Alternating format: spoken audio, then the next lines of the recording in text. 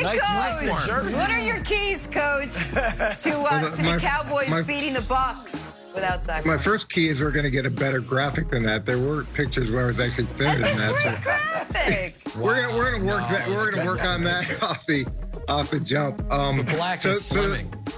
I know. I had to wear it all the time.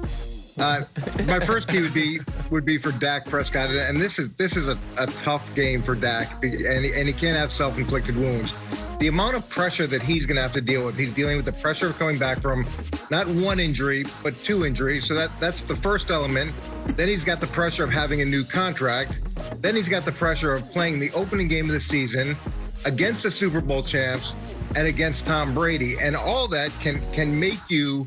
Or typically makes players try to do things and force things to justify their situation. And that can't happen.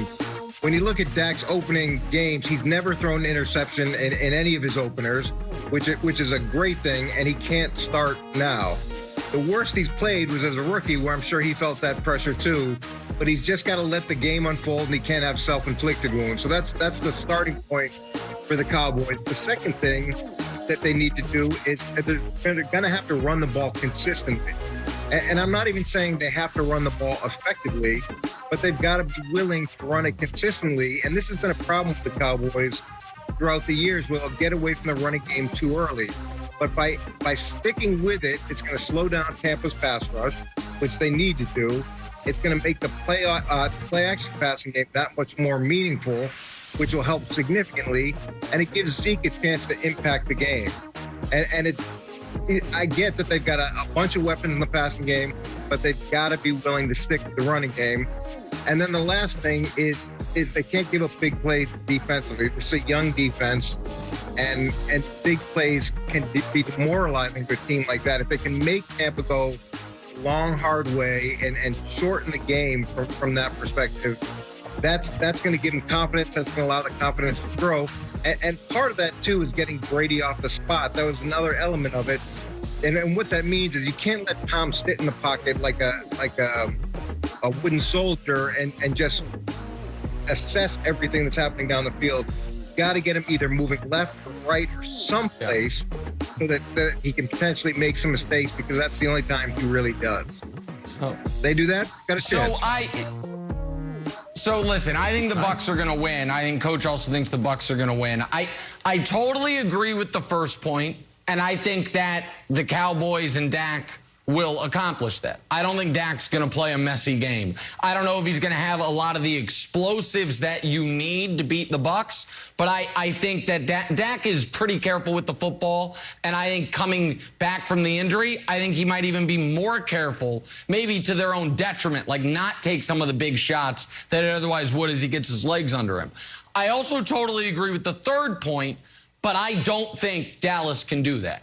I don't think Dallas, with a new coordinator, with a youngish, or not young necessarily secondary, but a lot of their new additions have come in the secondary. They're going to be communicating at the level you need to prevent the big plays down the field. And I don't think they're going to be able to generate enough of a pass rush to get Brady off his spot.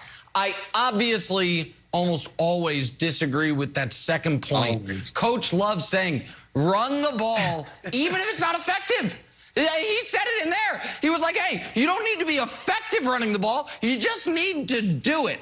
That is, now we're just never going to see eye to eye on this, Coach. I know, like, this is something that has been bored into your soul from Bill Parcells on up in your coaching life, which is, no, you run it. You run in the first quarter. You run in the second quarter. And by the third quarter, they're tired. And in the fourth quarter, the pass rush is not coming. I just think it's wrong. I disagree. I think you pass on first down, you pass on second down, and if you get to third and short, then you can run it. But the other points, Coach, I think are really well done. I just don't know if the Cowboys can do it. What I love about that, Nick, is you want to unleash a really good pass rush with no threat of the running game. So that makes sense. And you've got an offensive lineman who's going to be missing. So now you've got a continuity issue. But you shouldn't run the ball. You should let him pass rush every single down, because that makes sense. And then play action's going to be so effective if you're not actually committing to running the ball, because everybody will believe that you're going to run the ball. And, makes sense. Yeah. Well, Coach, look, thank you, and props to you for humoring us and playing along with our folly and putting together this list. I'm sure it took you all night because the fact is this: there are no keys. All right, I told you guys early in the week, Dallas is losing this game. The Cowboys might as well be pointing to week 2. They'll get 10 days to prepare for the LA Chargers because that is the first game they have a legitimate chance at winning. All right, they're losing this game. There's no ifs, ands, or buts about it. And as I look at the list, Coach, I'll give you number 1. You know, Dak doesn't make a huge amount of mistakes. I'll give you that.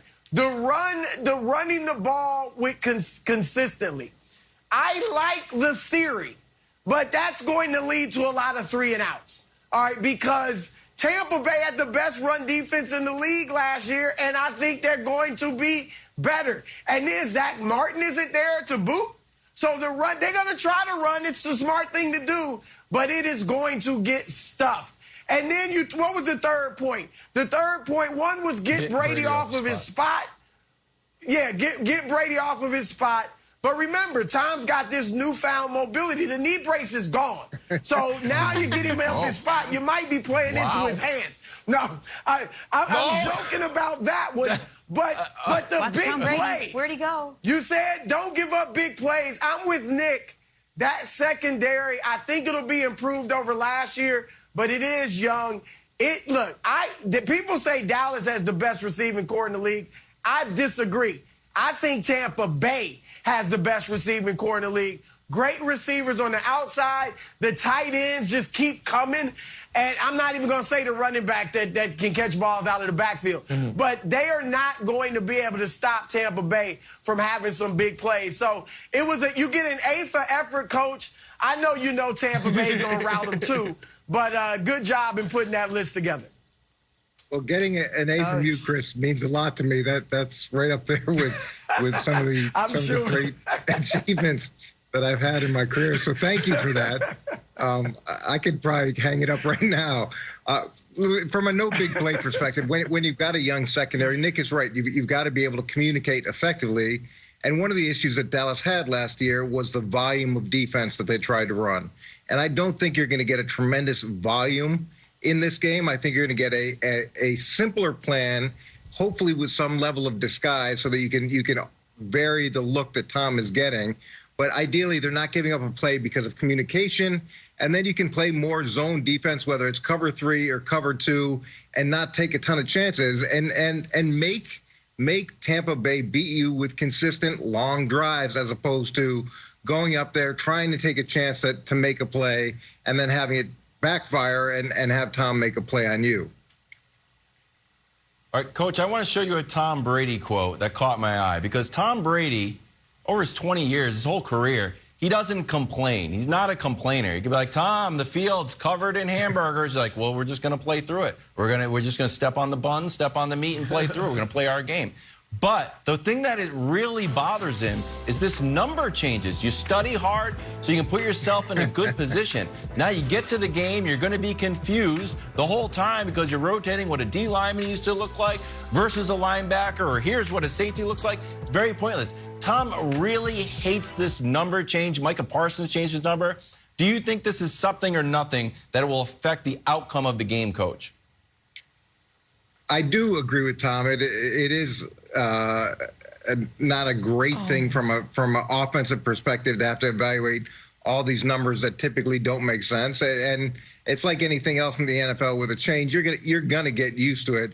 But whether it's the guy's a linebacker or a safety or what position he's playing, it's much easier when the numbers were segmented from that perspective.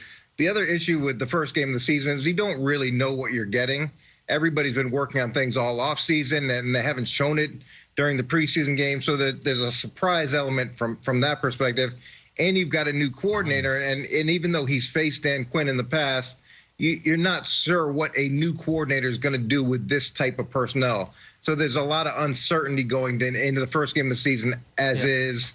Now you muddle up the numbers. You've got a new defensive coordinator. By halftime, though, he should probably have it figured out, and hopefully Dallas will do a little something different in the second half. Listen, Brady's obviously a creature of habit. He likes to have the balls deflated to the exact right PSI. He likes to have the hand signals to the ref in play for, hey, that's roughing the passer, that's pass interference, throw it.